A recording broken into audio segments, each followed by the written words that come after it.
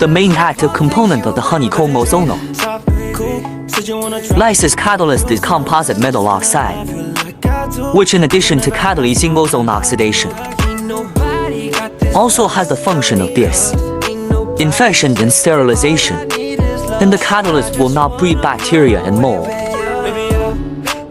In longer-term use, it is mainly used in corona workshop ozone elimination, high-voltage discharge, workshop ozone elimination, printing workshop ozone elimination, ozone sterilization room, ozone disinfection cabinets, museums, libraries, and other occasions to purify trace ozone, protect data and cultural relics from ozone.